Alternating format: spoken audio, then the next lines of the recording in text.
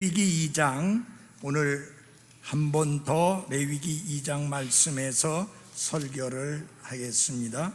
레위기 2장은 무슨 헌물에 관한 말씀이냐 하면 음식 헌물에 관한 말씀입니다. 이 음식 헌물은 하나님께서 풍성하게 베푸신 것 가운데 가장 좋은 것을 대표하는 것을 하나님께 드리는, 그리고 타락하고 더러운 것을 대표하는 것은 일체 드리지 않는 것을 가르쳐 주시는 교훈이기도 합니다. 이 음식 헌물은 전에도 말씀드렸지만 예수 그리스도께서 죄가 없으신 거룩한 삶을 사신 분이라는 것을 잘 드러내 보여주는 헌물이 음식 헌물이다.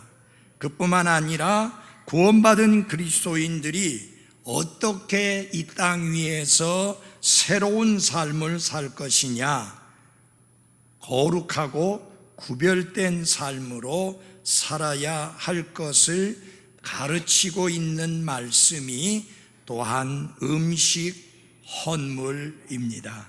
그래서 이 음식 헌물을 통해서 하나님께서 우리에게 원하시는 것이 있는데 바로 이것입니다. 다 같이 큰 소리로 함께 하겠습니다. 시작. 하나님은 나의 헌신을 원하신다. 하나님은 나의 헌신을 원하신다. 그 헌신을 하나님께 봉헌물을 드림으로써 증거하도록 성경은 그렇게 말씀하고 있습니다. 자, 2장 1절을 함께 보아주십시오. 2장 1절입니다. 어떤 사람이 주께 음식 헌물을 드리려거든 그는 고운 밀가루와 밀가루를 자기의 헌물로 삼아 그 위에 기름을 붓고 또 그 위에 유향을 놓은 뒤, 이렇게 말씀했습니다. 번제 헌물과 마찬가지로 음식 헌물도 하나님께서 드리라고 명령하신 그런 말씀입니다. 그래서 성별이나 지위와 상관없이 모든 이스라엘 백성이 하나님 앞에 음식 헌물을 드리도록 그렇게 되어 있습니다. 근데 음식 헌물을 드리는데 상당히 다양한 방법으로 음식 헌물을 하나님께 드렸던 것을 볼 수 있습니다. 예를 들어서 어떤 음식 헌물은 익힌 음식 헌물을 드렸고요, 어떤 음식 헌물은 익히지 않은 상태로 유향과 함께 하나님 앞에 드려졌습니다. 다른 말로 말해서 익히지 않은 것은 굽지 않은 것을 의미하고요, 익힌 것은 구운 것을 의미합니다. 그러니까 구운 것과 굽지 아니한 이런 헌물로 나누어져 있습니다. 그리고 하나님께 음식 헌물을 드릴 때 주로 사용되어진 재료가 무엇이냐? 고운 밀가루, 그 다음에 기름, 그리고 유향, 하나 더 더해진 게 소금, 이렇게 하나님께 음식 헌물을 드릴 때 사용되어지던 재료입니다. 먼저 굽지 않은 음식 헌물에 대하여서 보겠습니다. 2장 1절 거기 뒷부분에 보면 그는 고운 밀가루를 자기의 헌물로 삼아 그 위에 기름을 붓고 또 그 위에 유향을 놓은 뒤라고 이렇게 말씀했습니다. 아직 굽지 않은 상태입니다. 굽지 않은 상태의 음식 헌물을 드리는데 여기 보면은 몇 가지 재료가 나오고 있습니다. 첫 번째 나오는 게 뭡니까? 고운 밀가루, fine flour, 고운 밀가루를 하나님께 드리도록 그렇게 했습니다. 고운 밀가루라고 하는 것은 곱게 빻은 밀가루를 의미한 것으로서 나달과 껍질 전체를 갈아 만든 거친 굵은 밀가루와는 다른 것입니다. 그것은 가난한 사람들이 음식을 만들 때 사용하던 그런 것으로서 고운 밀가루는 밀의 알맹이만 갈아서 만든 가루가 고운 밀가루입니다. 그러니까 사렙다 가부가 엘리야를 위해 빵을 만들었을 때 사용되었던 재료와는 전혀 다른 최고급 밀가루를 고운 밀가루라 그렇게 이야기합니다. 그러면 여러분 잘 보십시오. 최고급의 고운 밀가루를 준비해서 하나님께 드린다. 무엇을 배울 수 있고 무엇을 하나님이 가르쳐 주시고자 합니까? 하나님께 드릴 때에 그것이 무엇이든지 간에 가장 좋은 것을 드리기를 바라시는 하나님의 기대가 거기에 담겨 있습니다. 하나님은 최선의 좋은 것을 받으시기에 합당하신 분이십니다. 가장 좋은 것만이 하나님께 드리기에 적합한 것이다 라는 것을 보여줍니다. 여러분, 번제 헌물을 드릴 때 번제 헌물이 짐승이지 않았습니까? 소나 양이나 염소였었는데 특징이 뭐였습니까? 흠이 없는 것이었다. 그래서 하나님께 드리는 것은 그것이 무엇이든지 간에 가장 좋은 것이어야 된다. 여러분, 우리가 부르는 찬양 중에 최고로 좋은 것을 드리세 라는 찬양 기억하실 겁니다. 우리 하나님은 우리에게서 최고로 좋은 것을 받으시기에 합당하신 분이십니다. 그래서 우리는 하나님께 헌신하게 될 때에 하나님 앞에 무엇을 드리든지 간에 그게 시간이든 재능이든 물질이든 어떤 것이든지 간에 우리는 최선의 제일 좋은 것을 하나님께 드리는 그런 헌신을 해야 하는 것입니다. 여기 하나님을 경배하는 자는 아직 굽지 아니한 요리하지 않은 고운 밀가루를 가져왔는데 아까도 말씀드렸지만 이것은 예수님의 일생이 흠이 없는 일생이며 죄가 없는 거룩한 삶으로 하나님 앞에 드려진 것을 보여주는 것입니다. 그래서 번제 헌물은 예수 그리스도께서 우리 죄들을 대신해서 십자가 위에서 피 흘려 죽으신 것을 상징하고 의미하기 때문에 반드시 그 헌물에는 뭐가 흘려져야 됐어요? 피가 흘려져야 됐습니다. 그러나 이 음식 헌물은 예수님의 십자가의 대속의 죽음을 상징하는 게 아니라 그분이 하나님 앞에 죄 없는 거룩하고 깨끗한 삶을 사셨으며 그 삶을 하나님 앞에 드리셨다는 것을 상징하기 때문에, 삶을 상징하기 때문에 뭐가 없는 거예요? 피가 없고 피 흘림이 없는 것입니다. 이 고운 밀가루 어떻게 만들어졌는지를 생각해 보기 전에 우리의 삶을 흠없이 아름다운 삶으로 하나님 앞에 드리는, 헌신하는 그런 모습을 하나님은 보고 싶어 하십니다. 그러므로 우리는 하나님의 최선의 좋은 것을 드려야만 하는데, 문제는 우리가 죄의 본성을 가지고 태어난 사람이다 라고 하는 것입니다. 그래서 최선의 가장 좋은 것을 하나님께 드리는 삶이 쉽지 않습니다. 그래서 하나님이 손을 좀 보셔야 합니다. 하나님이 우리의 삶에 간섭을 하셔야 우리가 거룩하게 하나님 앞에 드리는 헌신의 삶을 살 수 있습니다. 무슨 말이냐? 고운 밀가루가 나오려면 그냥 나오는 거 아니잖아요. 밀을 갖다가 딱 던지면서 고운 밀가루가 되라 하면은 고운 밀가루 되는 거 아니잖아요. 중요한 과정을 거쳐야 됩니다. 맷돌에 놓고 어떻게 돼요? 갈아야 합니다. 그래야 고운 밀가루가 나오는 것입니다. 마찬가지로 하나님은 우리가 하나님 앞에 거룩하게 드려지는 삶을 살아갈 수 있도록, 그렇게 하나님 앞에 거룩하게 헌신하는 삶을 살도록 하기 위해서 우리의 삶에 맷돌을 사용하신다 하는 것입니다.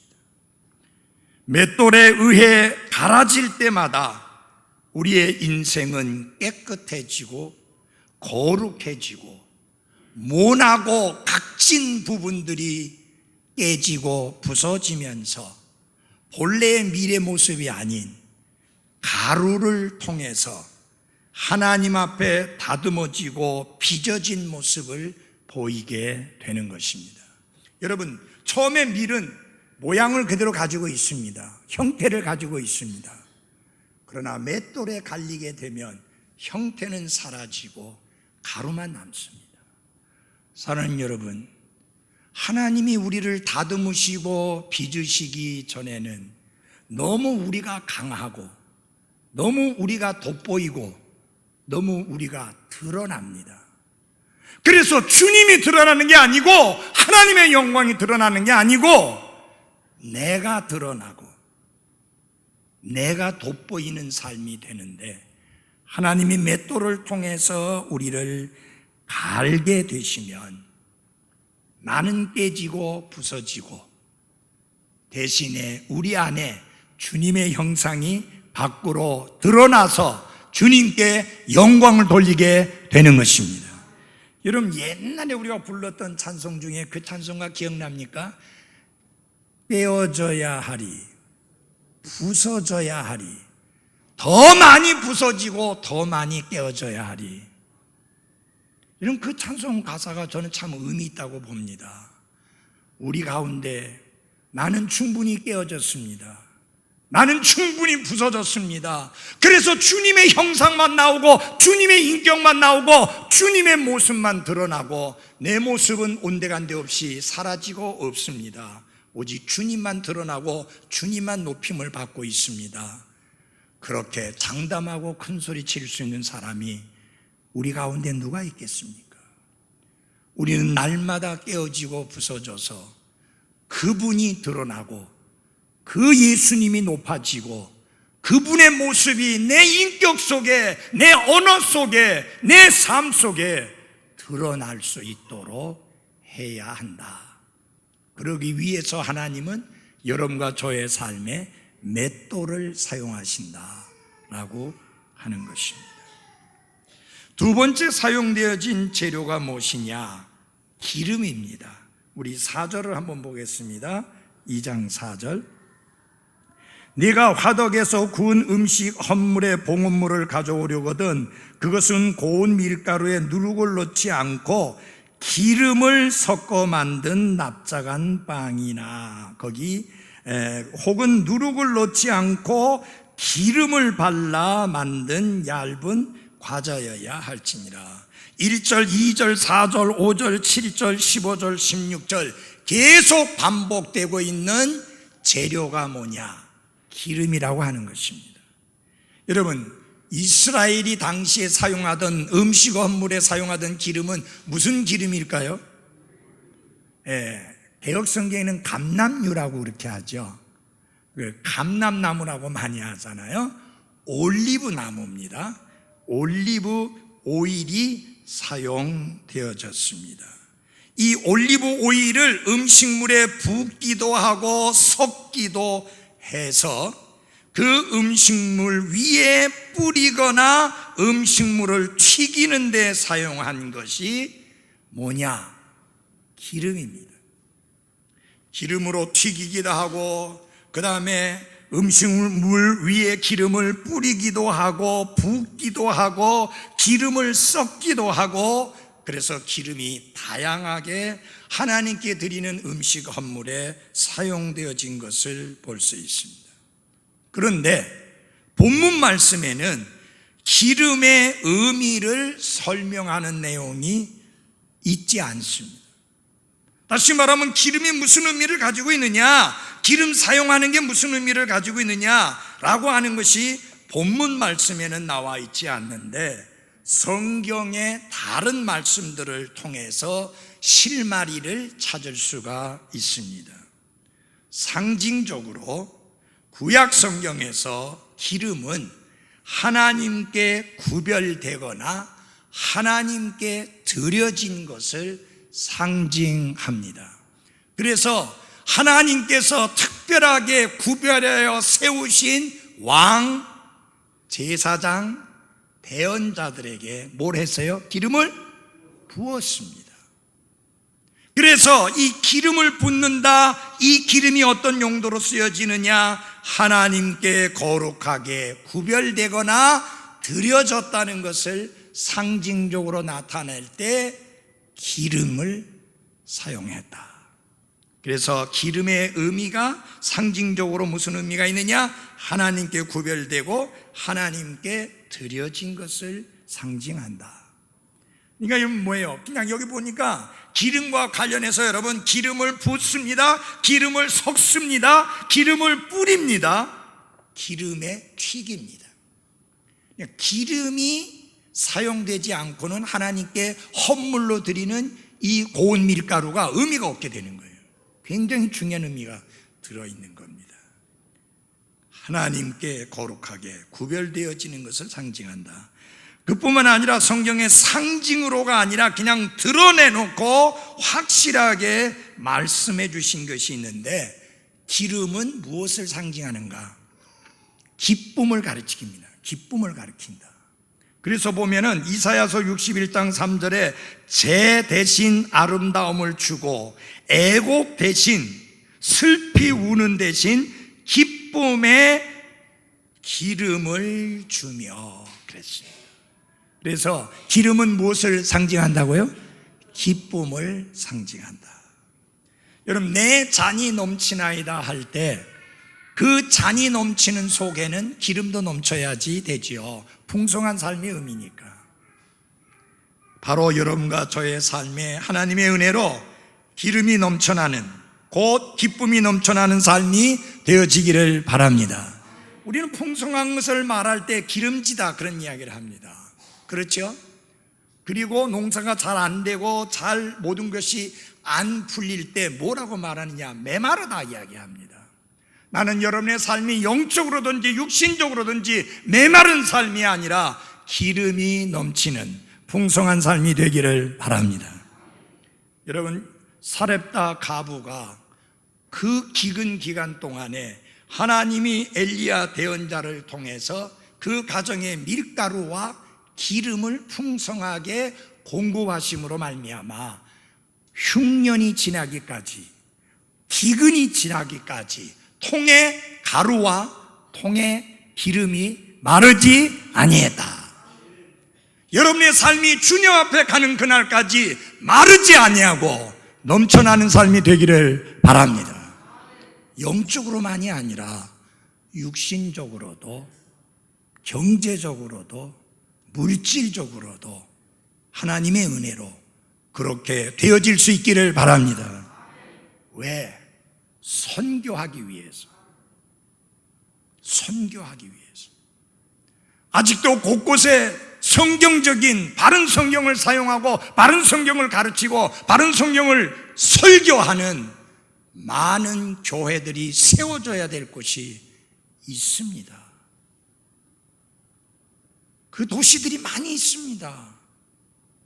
그것을 감당하기 위해서는 선교해야 되는데,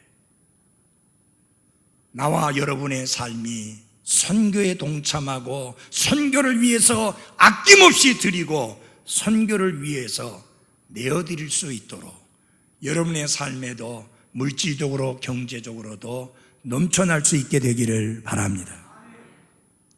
부자 돼서 떵떵거리고 살라고 그런 의미가 아니고요. 다음 주일날 저는 어리석은 부자의 착각이라는 제목으로 말씀을 전할 것입니다. 이 자리에 부자가 한 분도 없는데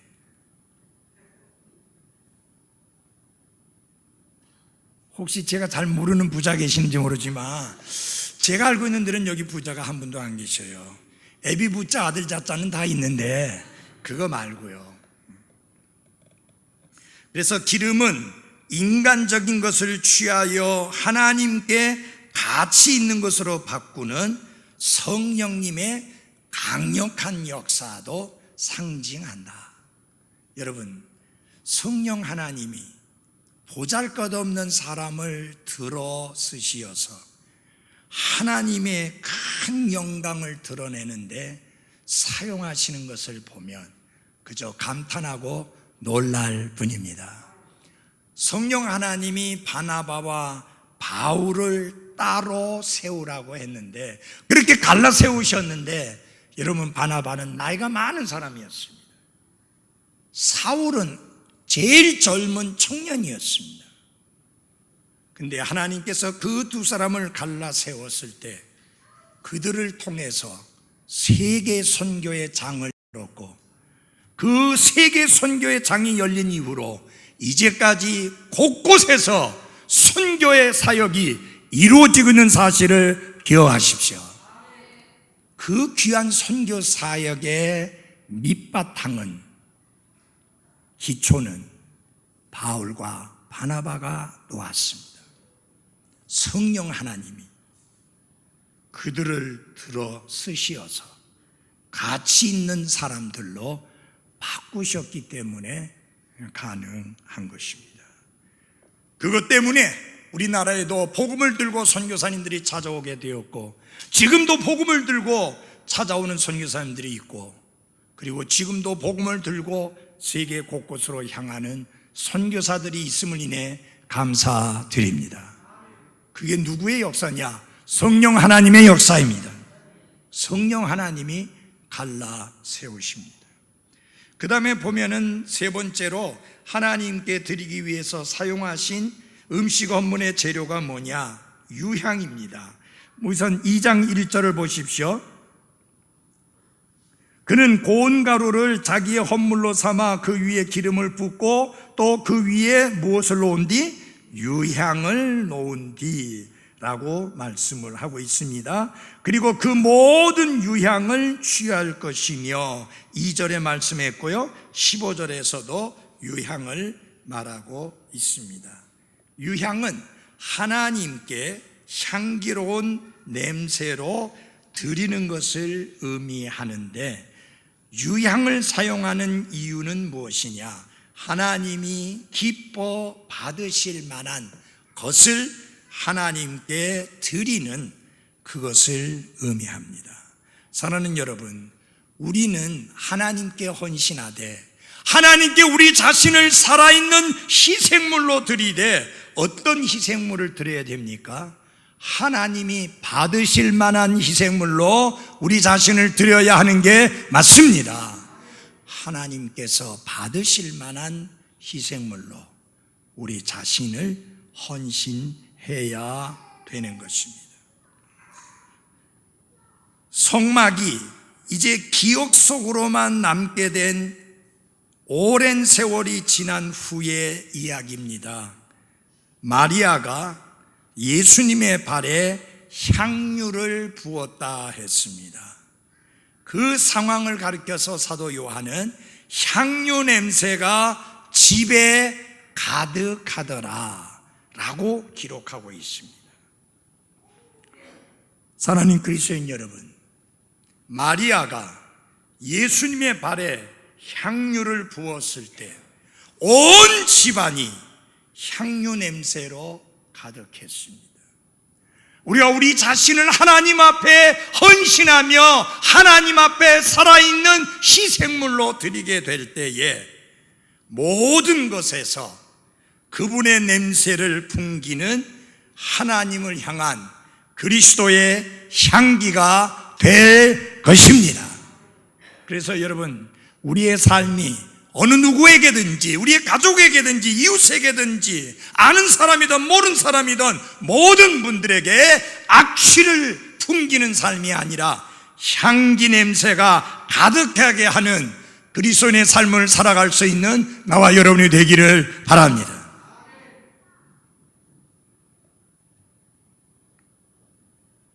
고운 밀가루 위에 기름을 붓고 또 그 위에 유향을 놓아야 했습니다. 그때에 그것을 제사장들에게 가져가면 일부를 선택을 해서 그것을 제단 위에서 태웠고요, 그때 하나님께 향기로운 냄새가 나게 되었고, 그 남은 것은 아론과 그의 아들들의 몫으로 주게 되었습니다. 그래서 우리는 세 가지 재료들을 생각해 봤습니다. 고운 밀가루, 기름, 유향입니다. 두 번째로는요, 아까는 불에 굽지 않은 음식 헌물인데 이제는 불에 구운 음식 헌물을 보겠습니다. 2장 4절입니다. 같이 읽겠습니다. 앞부분에 시작. 내가 화덕에서 구운 음식 헌물에 봉헌물을 가져오려거든. 잘 보십시오. 이것은 이미 집에서 화덕에서 그 음식 헌물을 이미 구운 거예요. 그거를 가져다가 하나님께 드리는 음식 헌물이 있습니다. 아까 거는 전혀 화덕에 굽지 않았어요. 익히지 않은 거예요.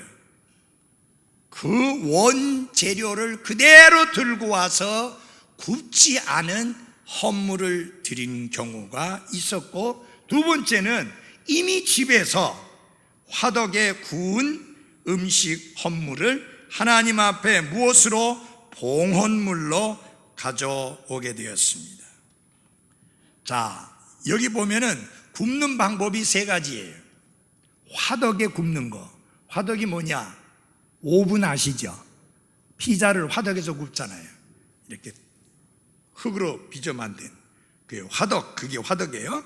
화덕이나 그 다음에 납작한 팬, 그 다음에 여러분이 잘 아는 프라이팬, 납작한 튀김판, 이렇게 세 가지를 사용해서 화덕, 납작한 판, 납작한 튀김판, 이런 것에 구운 것을 하나님 앞에 가지고 와서 드리게 되었습니다. 그런데 집에서 이렇게 구운 음식 헌물을 화덕에 구웠던, 납작한 판에 구웠던, 납작한 튀김판에 구웠던, 이렇게 익힌 것일 경우에, 구운 것일 경우에 아주 중요한 내용이 있습니다. 그것은 뭐냐? 누룩을 넣지 말라 하는 것입니다. 우리 2장 4절 보겠습니다. 2장 4절. 네가 화덕에서 구운 음식 헌물에 봉헌물을 가져오려거든. 같이 읽겠습니다. 그 다음에 시작. 그것은 고운 밀가루에 누룩을 넣지 않고 기름을 섞어 만든 납작한 빵이나 혹은 누룩을 넣지 않고 기름을 발라 만든 얇은 과자여야 할지니라. 여기 누룩을 넣지 않아야 된다, 누룩이 들어가면 안 된다 하는 말을 계속해서 세 차례나 반복하면서 누룩 넣지 말라, 누룩 넣지 말라, 누룩을 넣지 말라. 하나님께 가져오는 봉헌물이 익힌 것일 경우에 반드시 누룩을 넣지 말라라고 했습니다. 그 다음에 또 금지한 게 있습니다. 누룩만 넣지 말라고 한 게 아니라 또 하나 금지한 게 있는데, 꿀을 넣지 마라. 꿀을. 우리 11절 보겠습니다. 너희가 주께 가져오는 모든 음식 헌물은 누룩을 넣어 만들지 말지니 불로 예비하는 주의 헌물에서 너희가, 같이 읽겠습니다. 시작. 누룩이나 꿀은 태우지 말지니라. 그러니까 꿀은 넣지 말라 그 말입니다. 이 꿀을 놓지 말라는 말이 2장 4절에 2번, 2장 5절에 한 번, 11절에 한 번 계속 강조되고 있는 것을 볼 수 있습니다.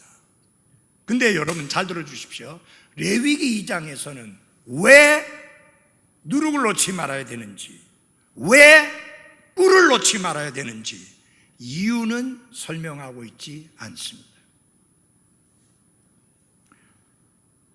누룩을 금지한 것에 대한 설명이라고 하면 다른 곳과 비교해서 보았을 때 어떤 의미가 있느냐, 발효 과정에서 부패나 변질을 조장하는 게 누룩의 특징입니다. 그리고 하나님께 드리는 헌물에서 반드시 누룩을 놓지 말지니 한 것으로 보아서 그 상징적인 의미는 긍정적인 의미가 아니고 좋은 의미가 아니고 부정적이고 나쁜 의미를 상징한다라는 것을 알 수 있죠. 여러분 좋은 거면 넣으라 하잖아요. 넣지 말라고 한 것은 한 번도 아니고 3번이나 반복해서 하나님이 넣지 마라, 넣지 마라, 넣지 마라 한 것은 그 의미가 부정적인 의미를 가지고 있다라고 하는 것을 보여주고 있습니다. 이거는 예수님께서도 마찬가지였습니다. 바리새인들이 가르치는 교리, 바리새인들이 보이는 위선을 가리키기 위해서 무슨 단어를 썼느냐? 누룩이라는 단어를 썼습니다. 그러면 좋은 의미 아닌 거 맞죠? 좋은 의미가 아니에요. 랍비들은 이 누룩에 대해서 뭐라고 했느냐? 인간의 악한 성향을 나타내는 은유로서 이 누룩을 사용했습니다. 그러니까 어느 면으로 보나 누룩은 긍정적이고 좋은 의미보다는 부정적이고 나쁜 의미로 사용되어진 것을 볼 수 있습니다. 그래서 하나님께 헌물로 드리는 제단 위에서는 절대로 누룩을 넣지 말라, 그렇게 말씀을 하셨습니다. 그 다음에 이 음식 헌물을 드릴 때 하나님께서 그것을 몽땅 다 드리게 한 게 아니라 그 중에서 일부를 택해서 제단 위에서 태웠는데 그 일부 택한 것을 뭐라고 불렀느냐 하면 다 같이 합시다. 기념물. 그러니까 여기에 이제 한보따리 있다면 그 한보따리 된 것 중에서 일부를 선택해서 제단 위에서 불을 태워 드렸는데 요거를 가리켜서 기념물이다 했습니다. 무슨 의미냐 그게? 결국은 사실은 그것이 무엇을 의미하는 거냐? 일부를 드리지만 이 전체는 하나님의 것이요 하나님께 드린다는 것을 상징적으로 보여드리는 것입니다. 여러분과 제가 11조로 하나님 앞에 드리게 될 때 사실은 무슨 의미예요? 일부를 드리지만 이 모든 것이 누구 것이다?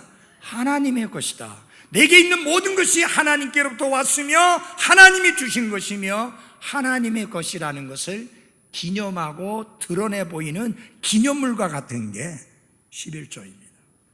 제가 그 페이스북에서 굉장히 재미있는 내용을 읽었어요. 아주 부자가 길을 지나가다 보니까 한 거지가 구걸을 하고 있는 거예요. 그래서 그 사람에게 다가갔습니다. 내가 당신을 도와주기 원한다. 당신이 잘 되게 해주기를 원한다. 내 파트너가 돼달라. 내 동업자가 돼달라 그랬어요. 에이, 말도 안 되는 말씀 하지 마세요. 당신은 굉장한 부자인데 어떻게 나하고 동업을 하겠다는 이야기예요? 어떻게 나보고 파트너가 되라 그래요? 나는 거지인데. 걱정하지 마라. 내 창고에 쌀이 잔뜩 있는데 당신은 아무 생각할 필요 없다. 아무것도 할 필요 없다. 내 쌀을 가지고 나가서 팔아라. 여러분 그거 어렵지 않잖아요. 그것만 하면 됩니까? 그것만 하면 된다.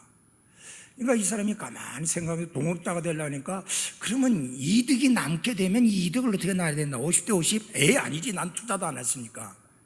그렇지, 주인이 50 가져가고 나는 10만 가져가고, 아니 주인이 90 가져가고 나는 10만 10만 가져가면 되겠다, 그런 생각을 딱 하고 있어서, 그러면 어떻게 이익이 남으면 어떻게 배분할 겁니까? 당신이 90 가져가고 제가 10 가져가게 할 겁니까? 하니까 아니요, 그 반대. 당신이 90 가져가고 나한테는 10만 줘라. 에? 좋습니다, 그러면. 그러니까 여러분 생각해 보세요. 자기에게 90이 돌아온다니까 죽기 살기로 한 거예요, 밤낮 없이. 엄청나게 이득을 많이 올렸는데, 여러분, 화장실 가기 전하고 갔다 오고 나서 생각이 바뀌어진다고. 가만히 생겨보니까 저 사람은 창고에 쌀만 가만히 챙겨놨고 재어놨고, 그걸 나갔다가 가져다가 열심히 판 거는 나고, 내가 다 했지 그 사람은 아무것도 한 게 없는데. 그래서 생각해보니까 10도 아까운 거예요. 그래서 주인에게 이제 계산치를 했을 때, 주인, 내가 아무리 생각해봐도 당신은 아무것도 안 했잖아요. 내가 밤낮 없이 수고했고. 그러니까 제가 볼 때는 100을 다 가져가야 된다고 봅니다. 여러분, 이 비유가 무슨 의미인지 아시겠어요? 하나님이 100을 주셨어요. 그 중에 10분의 1만, 100 중에 10개만 내게 돌려라. 그 중에 90은 네가 쓰고. 처음에는 감지덕지 했는데 살다 보니까 내가 돈 번 게, 내가 아침 새벽부터 뛰어가지고 돈 벌었지 뭐 하나님 뭐 하신 거 있는데? 그래서 하나님께 드리는 게 아까웠고 내가 혼자 다 쓰는 게 맞다 하는 생각이 드는 거예요. 하나님께 드리지 않는 자의 생각이 바로 그와 같습니다. 여러분, 기념물이라고 하는 건 비록 다가 아니고 일부를 선택해서 제단 위에서 태워드렸지만 그 기념물이 상징하고 의미하는 게 뭐냐? 모든 것의 주인은 하나님이십니다. 그겁니다. 우리의 삶이 그러해야 합니다. 음식 헌물이 가르쳐주는 게 그겁니다. 그 다음에 여러분, 중요한 것은요, 그 남은 것들은 어떻게 했느냐? 조금만 하나님께 드렸잖아요. 그 남은 것들은 어떻게 했느냐? 하나님이 아론과 그의 아들들, 제사장들의 몫이 되도록 정하셨습니다. 여기에서 하나님은 전적으로 하나님이 맡기신 사역만을 위해서 힘쓰는 자들에게, 그들은 나가서 노동할 수도 없었습니다. 다른 직업을 가질 수도 없었습니다. 오직 성막에서 하나님이 맡기신 거룩한 일에만 전념해야만 됐습니다. 그들을 하나님이 챙기셨습니다. 하나님께 드리는 헌물 중에서 남는 것은 지극히 거룩하기 때문에 아무나 먹거나 해서는 안 되고 제사장들에게로 돌려라. 그러므로 하나님의 거룩한 일에만 전념하시는 사람들을 먹이시고 챙기시고 돌보시는 하나님의 귀한 섭리를 보여주셨습니다. 물론 이 시대의 목사는 제사장이 아닙니다. 그러나 복음만을 위해서, 목회만을 위해서, 주의 거룩한 사역만을 위해서 다른 직업을 갖지 아니하고 다른 수입 수단을 갖지 아니하고 섬기는 사람들입니다. 그들의 필요한 것을 공급하되 구원받은 하나님의 자녀들, 백성들을 통해서 공급하는 것이 하나님의 계획이요 섭리요 뜻입니다. 사도 바울은 그렇게 말씀합니다. 밭을 가는 자의 소의 입에 망을 씌우지 말라. 그 말씀을 인용하면서 하나님이 소걱정해서 그 말씀 주신 줄 아느냐? 복음을 전하는 자들이 복음으로 말미암아 살도록 하시기 위한 하나님의 계획을 가르치기 위해서 그 말씀을 사용했습니다. 여러분은 드셔야 되는데 사역자들은 안 먹어도 되는가요? 여러분은 입으셔야 되는데 사역자들은 입지 않아도 되는가요? 여러분 타고 다니는데 사역자들은 맨날 걸어 다녀야만 하는가요? 그건 하나님의 계획이 아닙니다. 하나님은 복음을 선포하는 자들은 복음의 열매로 살게 하셨습니다. 그래서 저는 개인적으로 절대로 하나님의 부르심을 받은 목사가 다른 직업을 가지고 있으면서 거기에서 나오는 수입도 가지고 있으면서 사역하는 것은 합당치 않다고 봅니다. 내려놔야죠. 정말 부름받았고 소명받은 사람이라면. 근데 요사이 대한민국에 늘어난 사람들이 있어요. 교수하다가 목사한다고 하면서 교수 안 내려놔요.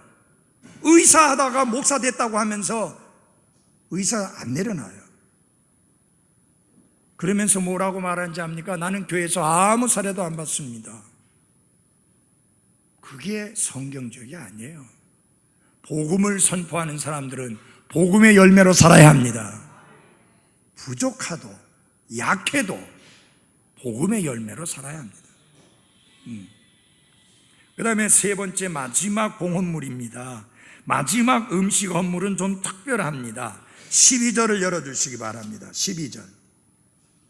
첫 열매의 봉헌물에 관하여는 너희가 그것들을 주께 드리되 향기로운 냄새로 제단 위에서 태우지는 말 것이며 너는 네 음식 헌물의 모든 봉헌물에 소금을 칠 것이니라. 너는 네 하나님과의 언약의 소금에 네 음식 헌물에서 빠지지 않게 할지니 너는 네 모든 헌물과 함께 소금을 드릴지니라. 이 특별한 봉헌 헌물은 어떤 경우냐? 농사를 지어서 수확을 했을 때에 그 수확의 첫 열매를 하나님께 드리는 것입니다. 그게 곡식이었기 때문에 음식 헌물이라고 합니다. 근데 이 음식 헌물의 특징이 무엇이냐?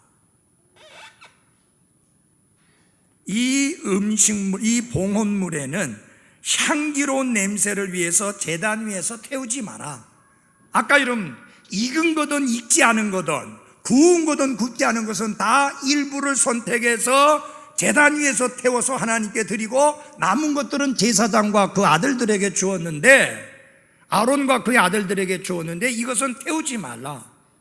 대신에 뭐를 넣으라고 그랬어요? 소금을 넣어라. 소금을 넣으라고 하는 말이 계속 반복해서 한 절 안에 3번이나 반복되고 있습니다. 굉장히 중요하죠.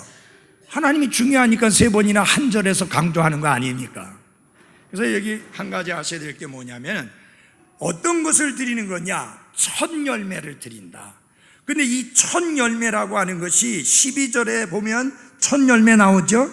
14절도 보겠습니다. 내가 내 첫 열매의 음식 헌물을 주께 드리려거든 해서 또 첫 열매가 나옵니다. 그런데 우리말에는 첫 열매 돼 있고 영어도 first fruit 해갖고 똑같아요. 12절이나 14절이나. 근데 히브리어에는 각기 다른 히브리어가 사용되어졌습니다. 12절의 첫 열매의 의미는 무엇을 나타내 보이는 것이냐? 최상의 가장 좋은 것을 의미하는 단어입니다. 그리고 14절의 첫 열매는 문자 그대로 처음 열린 열매입니다. 그러니까 처음 열린 열매, 하나님이 첫째이니까 하나님께 당연히 드리는데, 그 처음 열매 중에서도 최상의 최고로 좋은 것을 누구에게 드리라? 하나님께 드리라.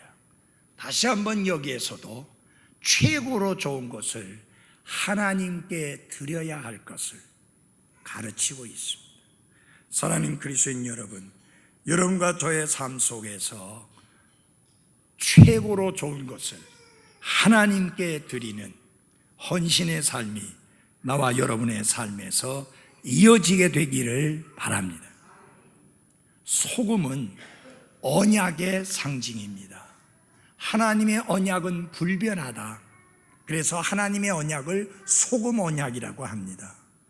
그러면 우리가 하나님 앞에 나는 이렇게 하겠습니다, 저렇게 하겠습니다 할 때 우리 또한 소금 언약처럼 변치 않는 언약이 되도록 해야 하는 것입니다.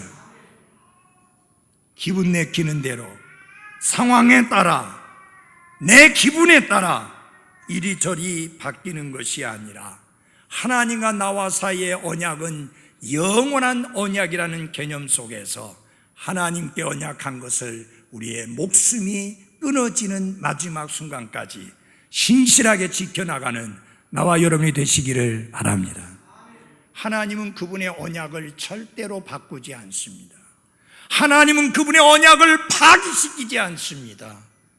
우리 또한 하나님께 헌신하면서 저 이렇게 살겠습니다, 저 저렇게 살겠습니다, 저 이렇게 헌신하며 살겠습니다, 저 이렇게 하나님 앞에 내 자신을 드리며 살겠습니다 해놓고 어느 순간에 그것을 거두어 버리는, 그래서 폐기시켜버리는 그런 삶이 아니라 주님이 더디 오신다면 우리가 살아있을 것인데, 살아있는 동안에 하나님을 향한 우리의 언약을 잘 지켜나가는 우리가 돼야 할 것입니다.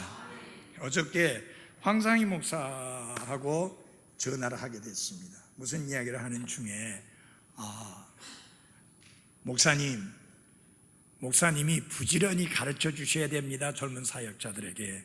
그러면서 뭐라고 하느냐, 목사님 오래 못 사실 거니까, 목사님 사실 날이 별로 안 남았으니까 열심히 부지런히 가르치셔야 됩니다.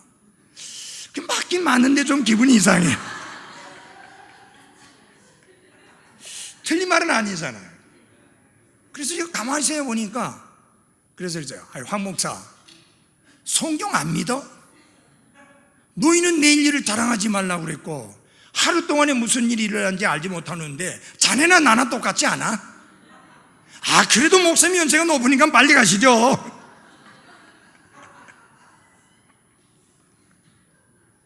그래서 제가 그랬어요.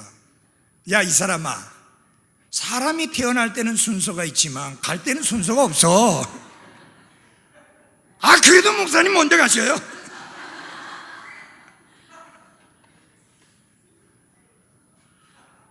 어떻게 보면 철부지가 없는 거예요. 철부지 같기도 하고. 근데 그렇게 편안하게 대화할 수 있다는 게 얼마나 좋아요. 얼마나 저에 대하여 편안한 생각을 가지면 목사님 빨리 죽는다는 이야기도 그렇게 쉽게 할 수 있겠어요. 우리 가운데 어느 누구도 먼저 가도록 정해진 사람은 없습니다. 우리 가운데 어느 누구도 먼저 가도록 정해진 분 없습니다. 연세가 높으니까 먼저 가시는 거 아닙니다. 성경에 보면 연세가 높지 않았는데도 먼저 간 사람 많이 있습니다. 심지어 예수님은 33살에 십자가에 달려 죽으셨습니다. 청년 때 돌아가셨습니다. 저나 여러분이나 마찬가지입니다. 명백한 사실, 한 번 죽는 것은 정해진 것이다. 명백한 두 번째 사실, 그것 뒤에는 심판이 있다. 명백한 세 번째 사실, 그리스도께서 우리가 그 무서운 심판에서 구원받도록 예비해 두셨다. 명백한 사실 네 번째, 나는 아무 공로 없지만 그 예수님을 구원자로 받아들일 때 값없이 나를 구원해 주신다. 받아들인다는 것은 눈에 보이지 않습니다. 받아들인다는 것은 외적으로 표가 나지 않습니다. 그러나 그분을 구원자로 주님으로 받아들일 때, 그래서 그분이 내 마음속에 구원자와 주님으로 오실 때 전혀 상상도 하지 못하는 놀라운 변화를 그분이 일으키십니다. 그분이 일으키십니다. 여러분, 수면제 그냥 가루로 보면 소화제나 수면제나 표 안 나요. 그러나 소화제가 내 뱃속에 들어갔을 때하고 수면제가 내 뱃속에 들어갔을 때하고 하늘과 땅의 차이예요. 하나는 아픈 배를 안 아프게 해줄 만큼 편하게 해주는데, 다른 하나는 멀쩡한 사람도 죽게 만드는 겁니다. 누구를 받아들이냐, 굉장히 중요한 겁니다. 이 세상에 구원자라는 이름을 가지신 분은 딱 한 분뿐이에요. 예수 그리스도 한 분뿐이십니다. 석가모니가 별하별 가르침을 다 주었다 할지라도 자기 자신이 구원자라고 말한 적이 없어요. 공자가 별하별 좋은 도덕 윤리를 가르쳤지만 그 사람 자신이 구원자라고 말한 적이 없어요. 마호메도 자기가 구원자라고 말한 적은 없어요. 스스로 구원자다, 스스로 하나님께 나아갈 수 있는 유일한 길이다, 유일한 진리다, 유일한 생명이라고 친히 말씀하신 분은 인류 역사에 이 땅 위에 발을 붙이고 이 땅을 거니셨던 분 중에서 오직 예수 그리스도만이 그 말씀을 하셨습니다. 그분이 구원자가 아니라면 반대로 그분은 사기꾼 중에 사기꾼입니다. 거짓말장이 중에 거짓말장입니다. 내가 믿은 예수님은 사기꾼 아닙니다. 내가 믿은 예수님은 거짓말장이가 아닙니다. 예수님을 구원자로 받아들인 것이 1963년 5월 27일인데 무지하게 많은 세월이 흘렀지만 저는 그때 그분을 나의 구원자로 받아들이고 나의 삶의 주인으로 받아들였던 그 순간, 그 시간, 그날을 잊을 수가 없습니다. 왜요? 가장 귀하고 가장 의미 있고 가장 소중한 결정이요 선택이었기 때문입니다. 저에게 구원의 복음을 소개해 주었습니다. 그분이 저에게 이렇게 이야기했습니다. 이제 내가 할 수 있는 것은 다 했다. 이제는 공이 너한테 던져졌다. 결정은 내가 하는 것이다. 하나님이 하는 것도 아니고 내가 하는 것도 아니고 그 누구 다른 사람이 하는 것이 아니다. 이제는 하나님 앞에 죄인임을 회개하고 그분을 구원자로 받아들여라. 그렇게 하겠느냐 했을 때 저는 거절해야 될 이유가 없었어요. 멈칫해야 될 이유가 없었어요. 나중으로 미뤄야 될 이유가 없었어요. 그렇게까지 나를 사랑하시는 분, 그렇게까지 나를 위하여 생명을 내어주신 분, 그렇게까지 나를 위하여 피를 흘려주시고 내 죄값을 대신 지불해 주신 분, 그래서 나를 지옥과 마귀의 굴레에서 건져 구원해 내시는 분, 왜 그분을 거절해야 됩니까? 거절해야 될 이유가 없었습니다. 그래서 저는 그분을 구원자로 받아들였고 주님으로 받아들였습니다. 그 몇 년 후에 하나님은 이 구원자 예수 그리스도를 선포하기 위해서 내 삶을 하나님께 갈라 세우도록 부르셨고, 저는 그 부르심에 처음에는 아멘하지 못했지만 시간이 흐르면서 피하지 못하게 하시는 하나님의 손길을 경험했고, 그래서 하나님 앞에 항복하고 내 삶을 주님께 드려서 결국은 그때부터 지금까지 저는 하나님의 사람으로서의 삶을 살아오고 있습니다. 50년이 넘도록 그 길을 걸어왔지만 후회하지 않습니다. 감사할 뿐입니다. 그분의 은혜가 놀라울 뿐입니다. 저처럼 하나님 앞에 하나님의 사람으로 부름받기 전에 먼저 예수님을 구원자로 주님으로 받아들여야 합니다. 그 결정을 더 이상 미루지 말고 오늘 내릴 수 있기를 바랍니다. 기도하겠습니다.